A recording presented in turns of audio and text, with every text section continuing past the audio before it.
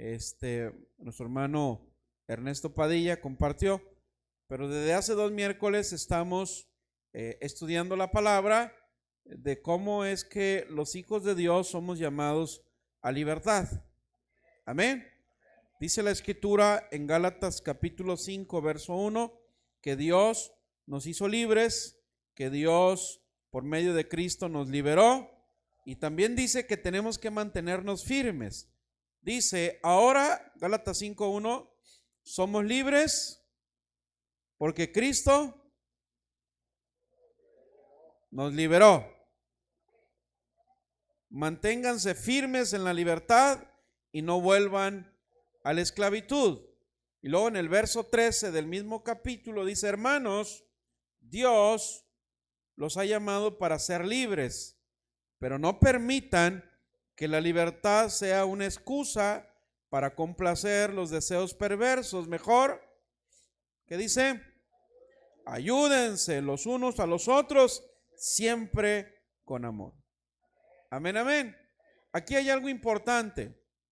Ahí no dice que escapamos. Ahí no dice que logramos ser libres porque escapamos. Ahí dice que somos libres porque Cristo nos liberó. Ojo con esto. No había manera de que nosotros escapáramos por nosotros mismos. No había otra manera. Tenía que venir Dios en forma de hombre a romper las cadenas, a deshacer las cárceles, a pagar el precio sobre todo. No soy abogado, pero no se necesita ser abogado para entender algo que se llama salir libre bajo fianza. Aquí tenemos un buen abogado, Hervey González. ¿Qué pasa cuando alguien es libre bajo fianza? Fernando también entiende sobre eso, ya lo vivió. ¿Qué es salir libre bajo fianza? Es dar un depósito, ¿sí? Es dejar un depósito, una garantía, un pago por tu libertad. Bueno, nuestra fianza es la sangre de Cristo. Nuestra garantía es el Espíritu Santo. Jesús dijo, yo voy a pagar por ti, te voy a liberar, ¿sí? Pero acuérdate que estás bajo fianza. Yo pagué por ti, yo te liberé porque tú no podías, pero estás bajo fianza porque ahora seguir libre o volver a la esclavitud ya no depende de mí, dice el Señor, depende de ti. Wow. Y ahí es donde está lo peligroso. Ahí es donde está lo peligroso. Porque la gente ora y dice, Dios, líbrame, estoy sufriendo, líbrame de esto, de lo otro. Pero realmente lo que Dios hace es ver mi corazón para ver si en realidad deseo ser libre. Porque mucha gente pide ser libre de algo de lo que realmente no quiere ser libre. Te lo voy a poner en términos matemáticos. Ecuaciones matemáticas básicas. Supongamos que alguien, por casualidad, tiene un problema de alcoholismo. Le gusta mucho la birria, las patas de elefante, ¿cómo le dicen? Las caguamas. Y entonces sufre mucho y ora y dice, Dios, ya no quiero beber alcohol, Señor, quítamelo. Pero tiene el envase bien abrazado, bien agarrado. Y entonces Dios le dice, sí te lo quito si renuncias a eso. Sí te lo puedo quitar, no a la fuerza. Necesitas renunciar a eso que te está haciendo daño. Entonces, alguien que realmente desea ser libre en su corazón, en lo profundo, Dios, ¿qué hace? Viene y lo libera. No por nosotros mismos, es por causa de Cristo. Entonces yo tengo que mantenerme en esa libertad, ya lo vimos, y luego en el verso 13 dice que no porque seamos libres tenemos buen pretexto para pecar. Dice Pablo, porque sobreabundó la gracia, ¿seguiremos pecando? De ninguna manera. De ninguna manera. Entonces, lo que vamos a ver hoy es cómo es que un cristiano vive todavía en esclavitud. ¿Cómo es que alguien que ya conoce la libertad, ya disfrutó la libertad, ya conoce la manera, cómo funciona esto, pero sigue viviendo en esclavitud. Me tocó leer un libro X hace ya tiempo, incluso antes de ser cristiano, leí este libro. No te lo voy a recomendar porque no era un buen libro, pero había algunas cosas ahí escritas que llamaron mi atención y se quedaron grabadas en mi mente. Una de esas frases era: conócete a ti mismo y conocerás al universo. Una de esas frases. Y la otra frase que venía en ese libro decía: conócete a ti mismo y conocerás a tu verdadero enemigo. Y bueno, en aquel tiempo no había luz en mi mente, no había llegado Cristo, y lo tomé como algo literal, científico. Pero después, con el paso del tiempo, me doy cuenta de que hay algo ahí. Hay algo que podemos analizar. ¿Por qué? Porque Dios puede hablarnos de muchas formas inimaginables, de muchas formas que ni siquiera tenemos idea de cómo Él puede hablarnos. Pero el punto es que usted y yo necesitamos estar despiertos, atentos, para cuando eso suceda. Dios me habla de muchas maneras. Dios me habla a través de un vagabundo. Dios me habla a través de alguien incapacitado en la calle que está pidiendo limosna. Dios me habla de muchas maneras. De una manera audible, que es la forma más directa, pero no siempre va a ser así es que no te esperes. Más bien dile: Señor, ayúdame a estar alerta, atento cada vez que tú me vayas a hablar. Recuerdo una vez que llegué afanado a mi casa. Era una temporada de trabajo muy fuerte. Llegar muy noche a casa, irme muy temprano de casa. Mis hijos estaban muy pequeños. No recuerdo quién de ellos que todavía estaba en pañales, en su andadera.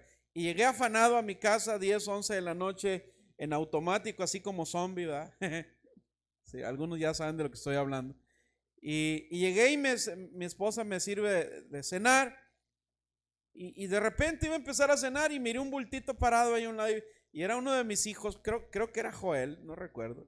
Andaba en pañales, en su andadera. Pero no hacía nada de ruido, mira, estaba así congelado, viendo a papá.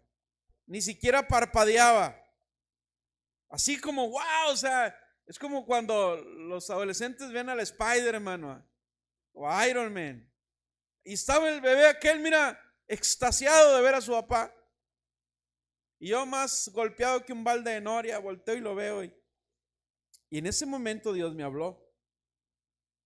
Y me dijo: así como ese niño está atento a ti, así quiero que tú estés atento a mí. Así quiero que tú te admires y te sorprendas cuando yo te hablo, cuando vienes a mi presencia. Y te lo comento porque es algo tan sencillo. Dios te puede hablar en algo tan sencillo todos los días, en cada momento, cuando vas manejando, cuando estás trabajando. No solamente te va a hablar cuando estés orando. Tienes que estar alerta, tienes que estar atento. Entonces, cuando leí esas dos frases que nombré al principio, me invitaron a reflexionar. Y me doy cuenta ahora que de todas las batallas que enfrentamos como hijos de Dios, como cristianos, la más difícil es la batalla contra nosotros mismos. Es la más difícil. Eso es lo que me habla aquellas frases. Ahora, yo puedo tener luz de aquello que leí hace más, 25 años o más.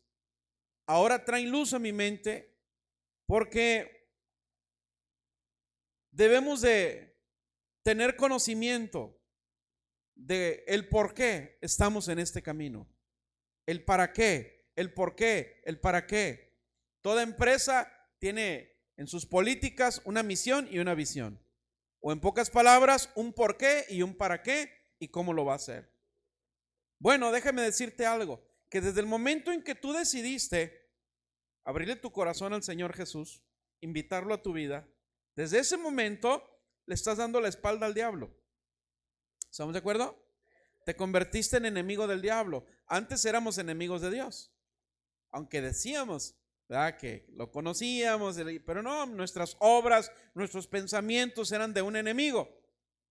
Bueno, ahora en Cristo, el enemigo, el diablo, Anda como león rugiente buscando a quien devorar. Pero hay una buena noticia. Jesús lo derrotó en la cruz del Calvario. Amén.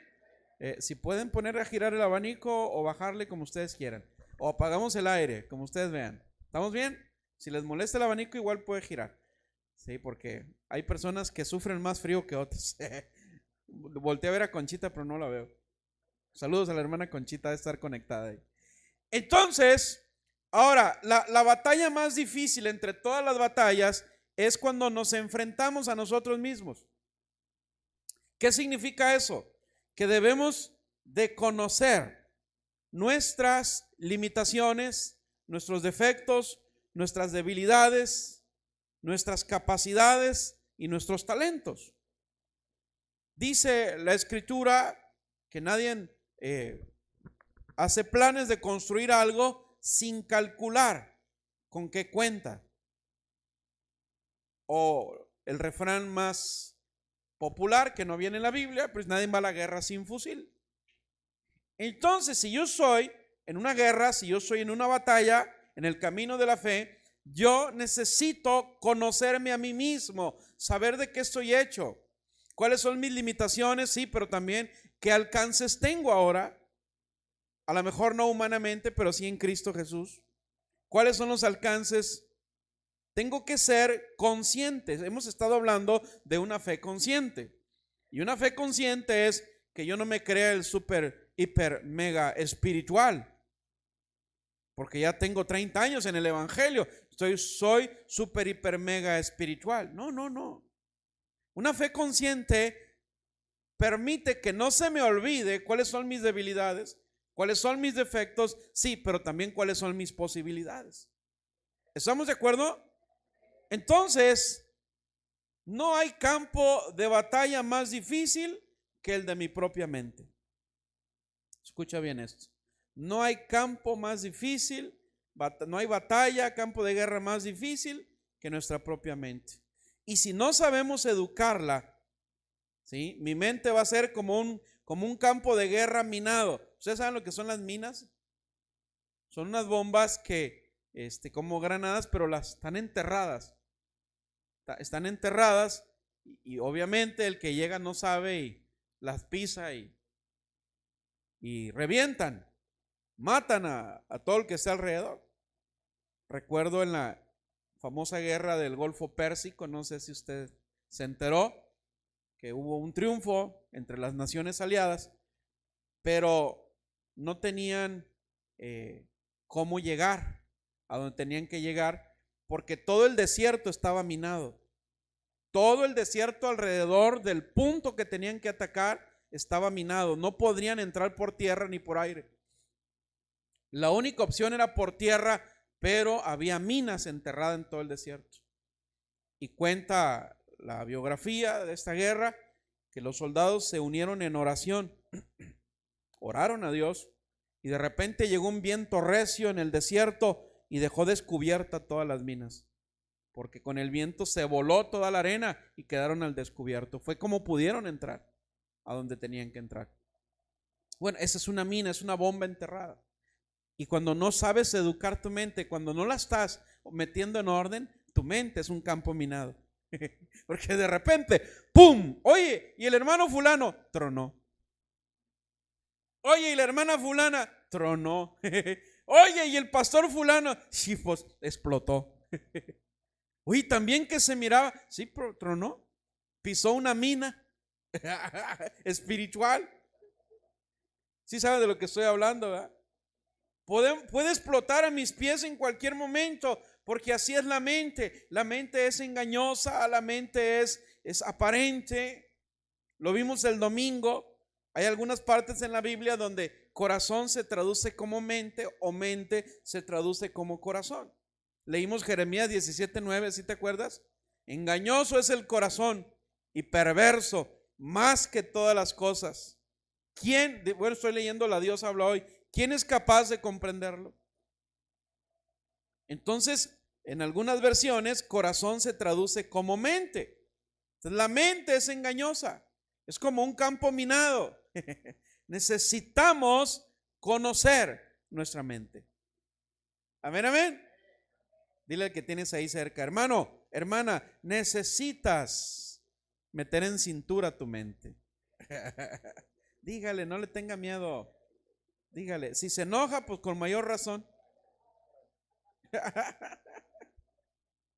¿Por qué debemos de liberar nuestra mente? Para poder pensar como Dios piensa. ¿Sí? Porque acuérdate que la meta es la estatura del varón perfecto. Y espiritualmente hablando no es otra cosa más que pasar de una mente natural, humana, terrenal, a una mente espiritual. ¿Estamos de acuerdo? Sí, nuestra meta es desarrollar una mente espiritual. El cristianismo no está embotellado o encerrado en solo cuestiones religiosas, ceremonias, apariencias, rituales, preceptos. No. Es algo mucho más profundo. Es algo que debe de surgir desde nuestro centro, desde nuestra alma, nuestra mente, nuestro corazón. Desde ahí tiene que surgir. Es decir, que la meta de todo cristiano es que el carácter de Cristo, la naturaleza de Dios, esté impregnando cada átomo de mi ser, cada partícula de mi cuerpo, cada parte de mi alma, cada parte de mi espíritu. Es la única manera de que lo corruptible se convierta en incorruptible.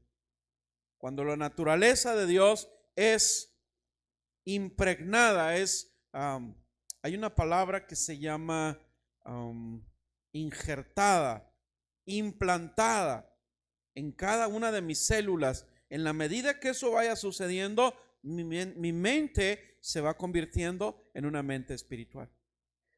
¿Estamos de acuerdo?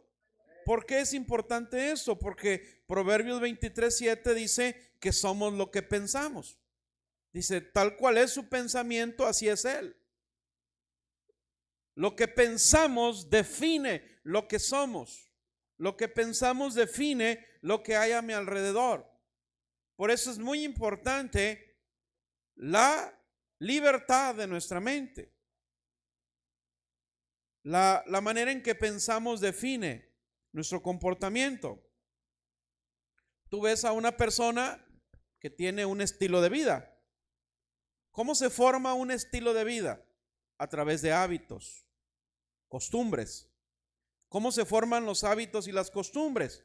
Bueno, tienen que ver con lo que hablo, con lo que hago, y lo que hablo y lo que hago surgen de lo que pienso. Te lo voy a poner en matemáticas básicas. Lo que pienso, mis pensamientos se convierten en palabras y en actos. Mis palabras y mis hechos se convierten en hábitos. Los hábitos son parte de mi carácter. Y dice la Biblia que mi carácter define mi destino o mi estilo de vida. Entonces todo surge de la mente. Sobre toda cosa guardada, guarda tu corazón. Ahí el verbo, la palabra corazón en el original se traduce como mente. Sobre toda cosa guardada, guarda tu mente. ¿Estamos de acuerdo? Entonces, la manera en que pensamos va a definir tu comportamiento, tu estilo de vida, cómo enfrentas la vida, cómo reaccionas ante la vida. Y eso nos lleva o nos obliga a saber que para ser totalmente libres necesitamos pelear la buena batalla.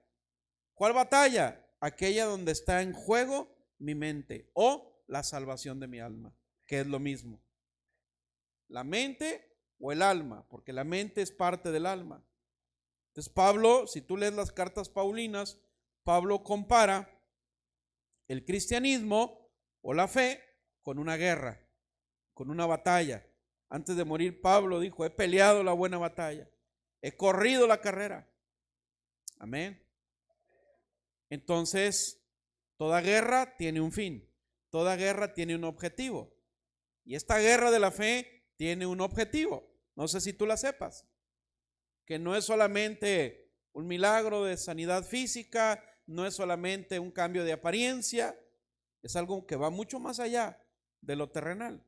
Primera de Pedro 1:9 en la Reina Valera dice, obteniendo el fin de vuestra fe, ¿qué es? ¿Cuál es el fin de tu fe? La salvación de tu alma. ¿Para qué te dio fe Dios? Para salvación de tu alma. No hay otra manera de salvar tu alma. No hay otra manera de salvar mi alma. No hay. Necesito fe. ¿Y qué más necesito? Dirigir mi fe hacia la persona correcta.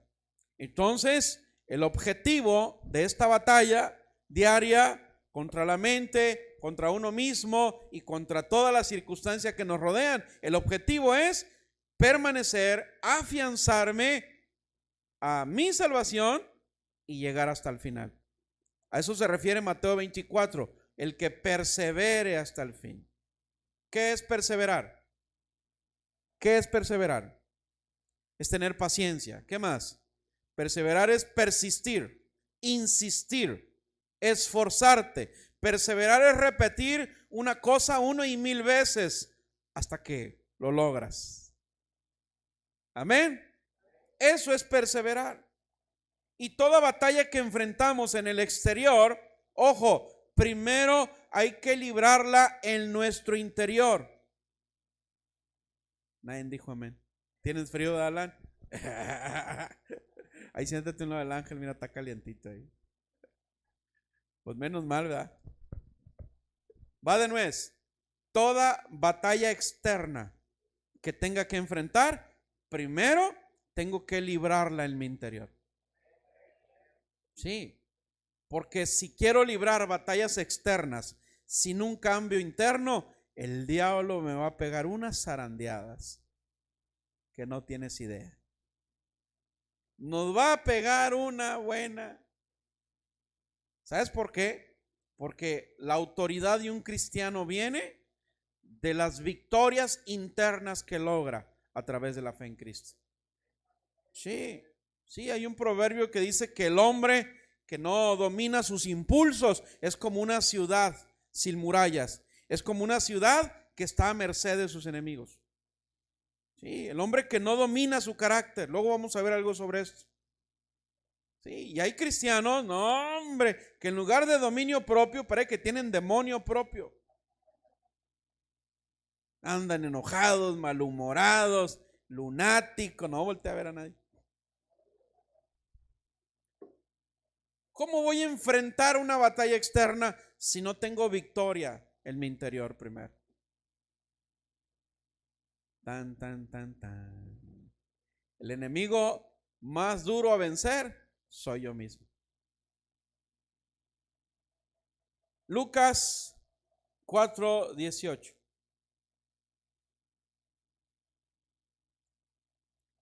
El Señor ha puesto su espíritu en mí porque me eligió para anunciar las buenas noticias a los pobres. Me envió a contarles a los prisioneros que serían liberados, a contarles a los ciegos que verán de nuevo y a liberar a los oprimidos. ¿A qué vino el Señor? A sanar, a traer buenas noticias, a anunciar, a traer libertad, a traerle vista a los ciegos, etcétera, etcétera. Amén. Ahora, ¿por qué te estoy leyendo esto? Porque aquí habla de libertad a los cautivos. Una mente cautiva es una mente limitada. Una mente atrapada, esclavizada, es una mente limitada. Y la fe que Dios nos dio, aunque no es meramente mental, tiene que ver con la intuición, tiene que ver con la comunión y con otros factores, pero la mente puede ser o un gran puente para tu fe, para la efectividad de tu fe, o puede ser una gran muralla para tu fe. Ojo con eso. ¿Por qué? Vimos ahorita que primero tengo que librar mis batallas internas, porque lo exterior es un reflejo de lo interior. No podré enfrentar a mis enemigos si primero no enfrento y venzo a mi propia mente. Si primero no tengo victorias en mis propias batallas internas. Ahora, es probable que esté más limitado alguien que tiene cautividad en su mente que alguien que está paralítico, tullido, cojo, manco, ciego, sordo o mudo. Una limitación física no tiene nada que ver con la limitación mental. Me ha tocado ver personas con una sola pierna echando colados en las casas, subiendo y bajando escaleras, acarreando botes de cemento, paleando. Como también he visto personas sin una pierna, depresivas en sus camas, se les terminó el mundo y se les terminó todo. Entonces no es una limitación física, es la limitación de la mente. Son los parámetros mentales en los que vivimos, los que o me están ayudando a ser bendecido, a crecer y madurar, o me están estorbando para llegar a donde Dios me quiere llevar. ¿Estamos aquí? Le preguntaron a dos hermanos mellizos y le dijeron a uno, le preguntaron que por qué era alcohólico, tenía un problema de alcoholismo, y él dijo, es que mi padre me dio mal ejemplo. Y el hermano de él, que no era alcohólico, le dijo, ¿y tú por qué no eres alcohólico? Porque mi padre me dio un mal ejemplo. Mismo problema, mismo origen, misma circunstancia, pero diferentes maneras de pensar. Las limitaciones están en la mente. Tu fe va a ser una fe desarrollada, poderosa, productiva, si tu mente está siendo libre de cautividad. Pero si todavía hay hábitos mentales antiguos, viejos, rancios, ahí están y funcionan, pero ahí los tengo guardados, nuestra fe no va a crecer, no se va a desarrollar. Que un paralítico ande, que un ciego vea, que un tullido dance, que un sordo escuche, que un mudo hable, son milagros gráficos, palpables, maravillosos, que muestran el poder de Dios. Pero cuando una mente es liberada de su cautividad, escucha bien esto, eso es un poco más complicado. Yo conozco gente que ha dicho, Dios me sanó de cáncer en este sermón, Dios me sanó el dolor de espalda, Dios me sanó la migraña, Dios me sanó esto y lo otro en un sermón, pero muy pocos o ni uno, Dios cambió mi manera de pensar en este sermón. Dios liberó mi mente en este sermón, porque es algo más difícil, más profundo. Cuando la palabra dice, si tu ojo derecho es ocasión de pecar, sácalo. Si tu mano te es ocasión de pecar, arráncala. Y no es algo literal, es algo espiritual. Me está diciendo que tengo que renunciar a hábitos mentales, emocionales, que me están estorbando para alcanzar el reino de los cielos. ¿Estamos aquí? Es diferente. Uno de los más grandes desafíos es eso, la libertad de la mente. Muchos sanan de su cuerpo, pero siguen cautivos en su mente. 10 leprosos fueron sanados de lo mismo, solo uno regresó a darle gracias a Jesús, a ponerse a su servicio. 10 sanaron físicamente de lo mismo, solo uno fue liberado en su mente. Solo uno, porque le dijo, tu fe te ha salvado. Eso no le dijo a los otros 9. ¿Dónde están los otros 9? No sé, yo vengo a darte las gracias, yo vengo a servirte. Tu fe te ha salvado, libertad de la mente. No solo una sanidad física, sino que la cautividad mental comenzó a desaparecer. Amén. Yo conozco gente con cáncer terminal, escucha bien esto, sin cabello, sin cejas, cáncer agresivo terminal, ya con una hoja médica donde ya no había más que ponerle de medicamento. Y de repente viene una oración de fe, ¡fum! Dios sana, con certificados médicos de que ya no hay cáncer en su cuerpo, y jamás regresan a la iglesia, jamás regresan a buscar a Dios. Hay mucha gente así.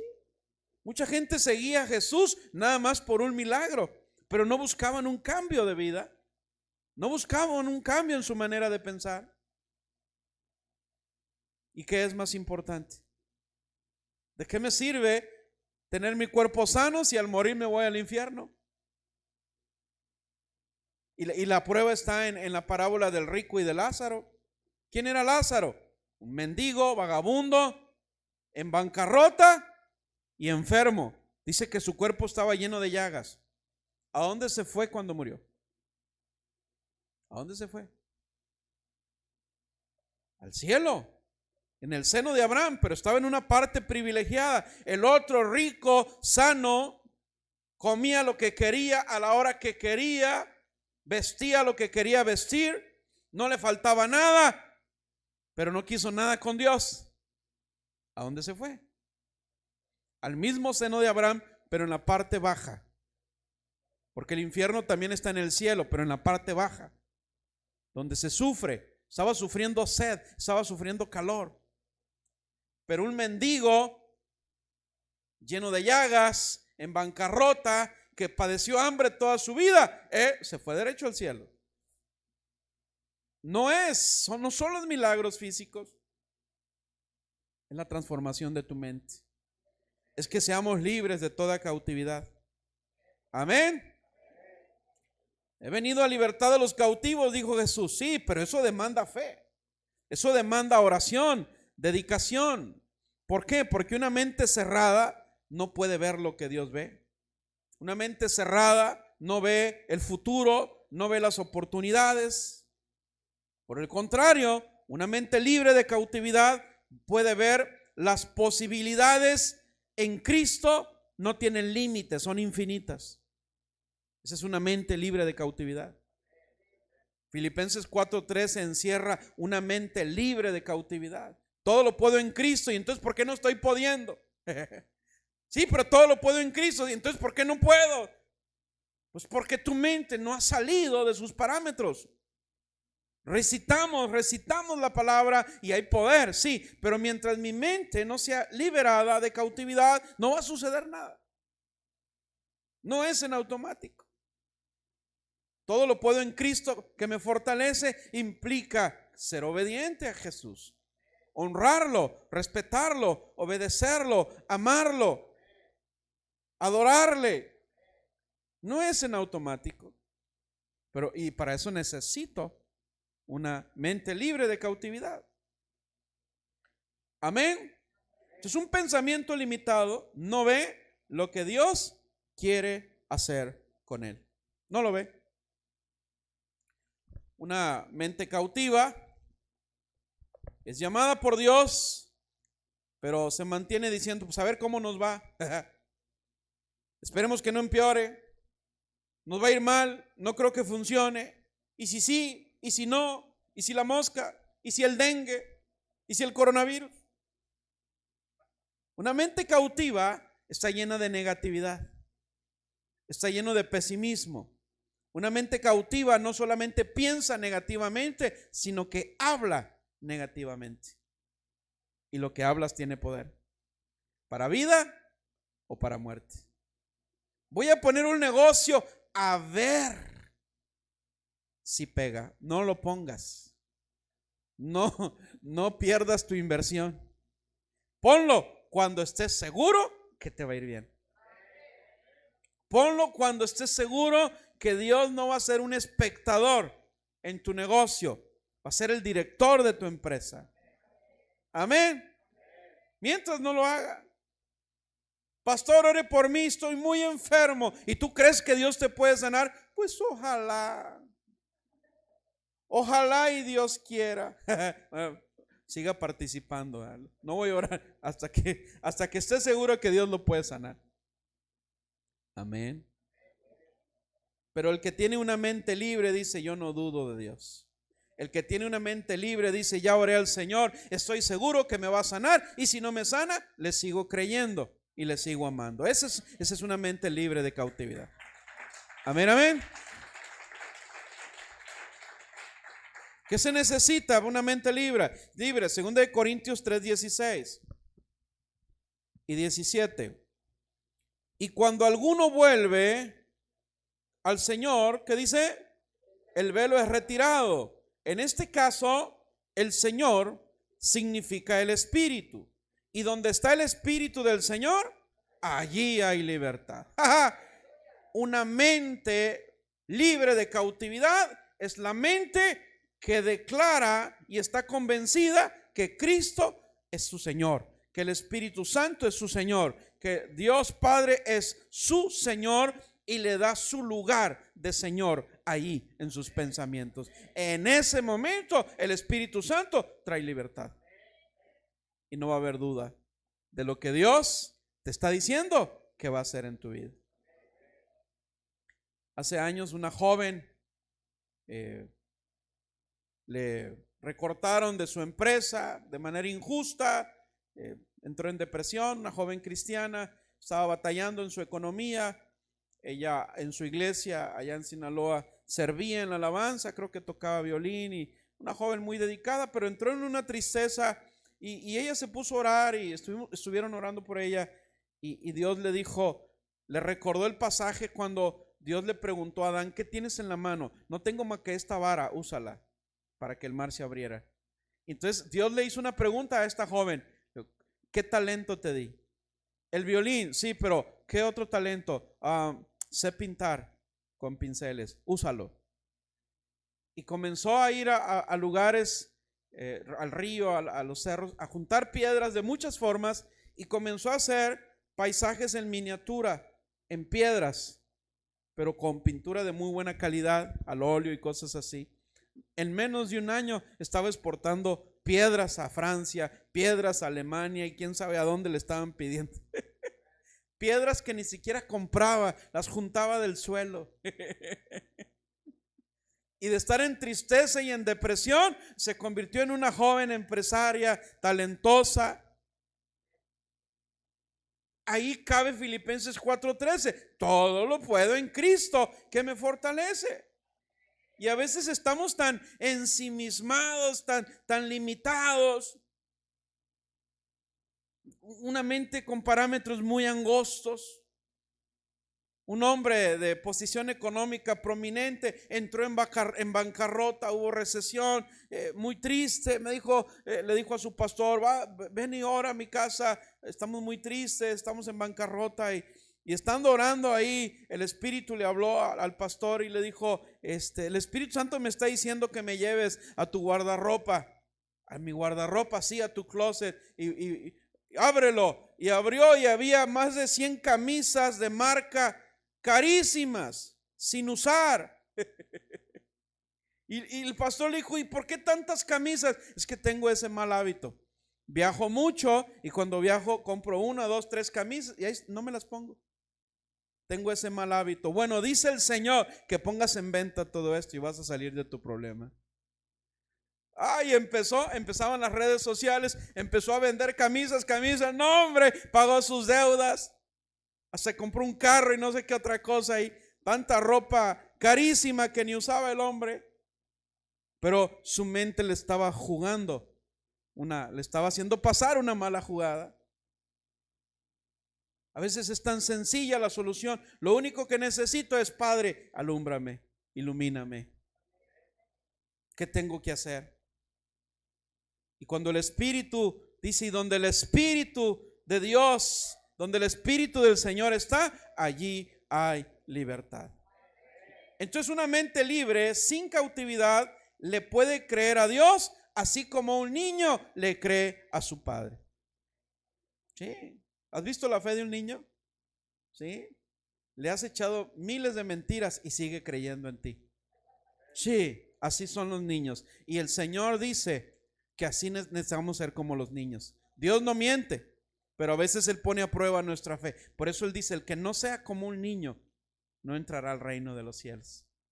A veces mi mente está tan cautiva porque tengo tantos reclamos para Dios, porque tengo tantos resentimientos de cosas que Dios hizo en su tiempo.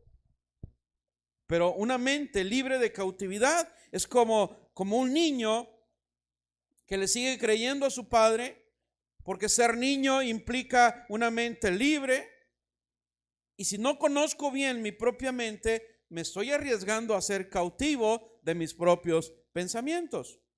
Una mente que no se abre a lo nuevo de Dios necesita entender que Dios quiere hacer cosas nuevas en su vida. Porque mucho cristiano vive frustrado porque piensa que ya no hay más para él en el camino de Cristo. Porque piensa que se acabó todo ahí, que hasta ahí pudo llegar, que ya no hay más que hacer. Isaías 43:19, Reina Valera, dice: he aquí que yo hago cosa nueva, pronto saldrá a luz, no la reconocerás. Otra vez, ¿qué dice? Abriré camino en el desierto y ríos en la soledad. ¿Qué está diciendo Dios aquí? He aquí que yo hago cosa nueva. Por eso mi mente tiene que estar abierta, libre de cautividad, para recibir lo nuevo de Dios. ¿Amén? ¿O no amén? Es que Dios no cambia, pastor. Es el mismo ayer, hoy y siempre. Amén, sí. Pero su creatividad sigue vigente. Su sabiduría es multiforme. Él puede obrar de la forma que Él quiera. Pero una mente cautiva no está lista para lo nuevo de Dios. Una mente cautiva no lo puede percibir, lo nuevo de Dios. Y si lo percibe, le parece una locura, una tontería, y no la puede tomar. No lo puede tomar. Hay cautividad en su mente. Termino leyendo Lucas 24:15 al 16. Ya habían crucificado a Jesús, ya lo habían sepultado, ya había resucitado al tercer día, y dos de sus seguidores, dos de sus discípulos, iban camino a un lugar llamado Emaús. Iban tristes, iban hablando, iban discutiendo, estaban deprimidos, tristes porque su maestro había sido crucificado. Y dice en el verso 15: sucedió que mientras hablaban y discutían entre sí, Jesús mismo se acercó y caminaba con ellos, mas los ojos de ellos, ¿qué dice? Estaban velados, ¿para qué? Para que no le conociesen. Wow. Dos discípulos, dos seguidores de Jesús. Jesús resucitado se les acerca, empieza a hablar con ellos, caminó con ellos, pero no lo reconocieron. Dice, sus ojos estaban velados. Y sigue la historia. Jesús les empezó a hablar de las escrituras, les empezó a recordar las profecías, los profetas, todo el Antiguo Testamento, todo lo que implica la palabra profética. Y en el verso 30 dice: y aconteció que estando sentados con ellos a la mesa, tomó el pan y lo bendijo, lo partió y les dio. Entonces les fueron abiertos los ojos y le reconocieron, mas él, ¿qué dice? Y se decían el uno al otro: ¿no ardía nuestro corazón en nosotros mientras nos hablaba en el camino, cuando nos abría las escrituras?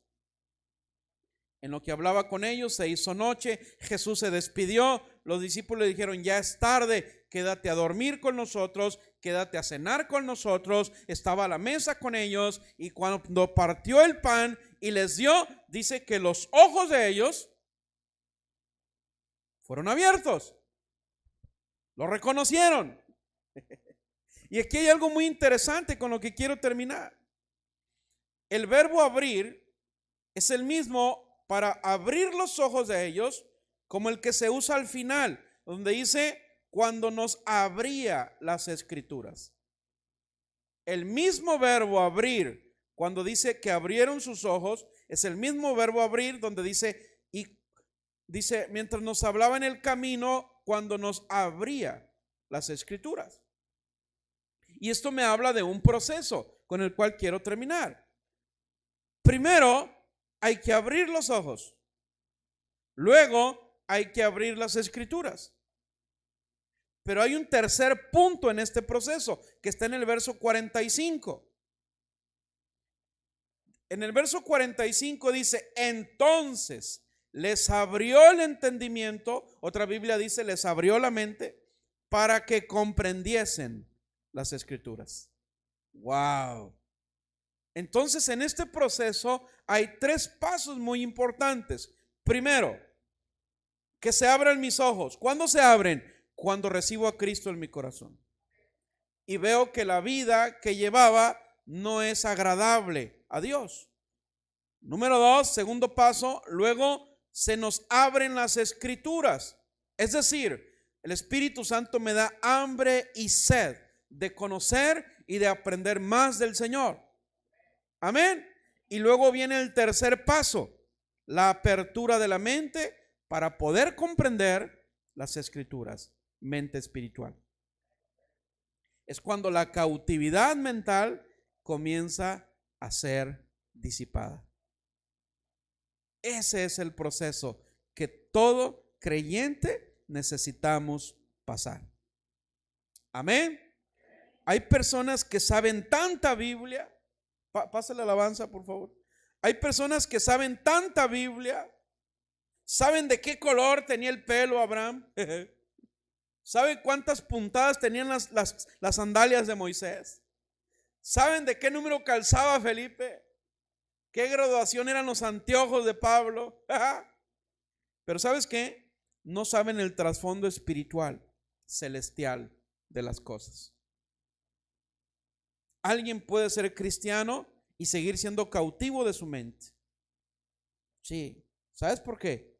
Porque, mira, Pablo hace una cita de el ejercicio corporal. Dice que el ejercicio corporal comparado con el ejercicio de la piedad es poco provechoso. Es bueno, pero si lo comparamos con el ejercicio de la fe, es poco provechoso. ¿Por qué? Porque el ejercicio físico nada más tiene bendición y promesa para este mundo. Pero el ejercicio de la fe, de la piedad, de lo espiritual, tiene promesa y bendición para esta vida y para la que sigue. Entonces, es como los que van al gimnasio me van a entender, ¿verdad? Las rutinas del ejercicio del cuerpo. ¿Qué pasa si siempre hace las mismas rutinas? Siempre. Tienes 1 año, 2 años, 3 años, 4 años haciendo las mismas rutinas. ¿Qué pasa? ¿Qué pasa? Los músculos se estancan, no crecen, porque se acostumbran, se adaptan a esa rutina de ejercicio. ¿Estamos de acuerdo? Ahora, el cuerpo es maravilloso. Es como cuando vas a un lugar muy frío, pues de aquí en Navojoa, pues con ganas de andar en shorts todo el día, y vas a un lugar muy frío y te llevas la chamarra que tienes 3 años que no la estrenas y la sacas allá y la andas presumiendo, y de repente te encuentras a la gente en la calle en camisa de resaca, en short. Oye, ¿qué no tienen frío? Sí, no, pero ya estamos acostumbrados. Así es el cuerpo humano. Se adapta, se acostumbra. Pero hay un problema. La adaptación rutinaria y mecánica nos puede atrofiar. La Biblia dice que lo que no se usa, no la Biblia, la biología o la química o la física, lo que no se usa se atrofia, se deforma, pierde su capacidad. Por ejemplo, las llantas de los carros, si los dejas mucho tiempo paradas sin moverlos, se hacen porosos, se les sale el aire, se descomponen, porque no se usan. Están diseñados para estar siendo usados. El cuerpo igual. Y comparo esto con la mente, porque la mente que no se usa se atrofia. Una mente que no está siendo entrenada comienza a perder su capacidad. Y hay muchas cosas más que me hubiera gustado decirte, pero yo creo que lo vamos a ver el otro miércoles, con favor de Dios. Misma hora, mismo canal. Pero hay algo especial en el cuerpo humano que se llama neurogénesis. La neurogénesis es que todo ser humano nace con una cantidad impresionante de neuronas, pero en un niño recién nacido, en un infante, no están desarrolladas. están desconectadas.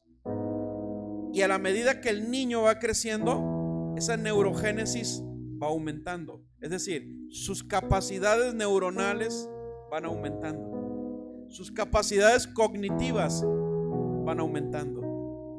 Pero si la mente de un niño no es presionada a aprender, no lo desarrolla.